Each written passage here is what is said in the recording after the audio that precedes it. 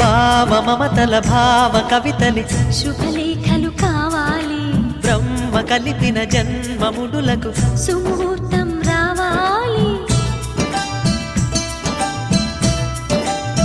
మా 7 అడుగుల జోడు నడకలు ఊరంతా చూడాలి, వేలు విలువని తోడు ఇమ్మని అక్షింతలు వేయాలి. ఇన్నాళ్ళు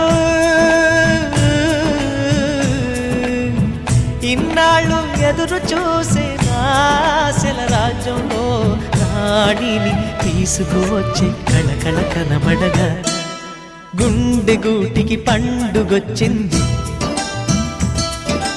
పండు వెన్నెల పంచుతుంది.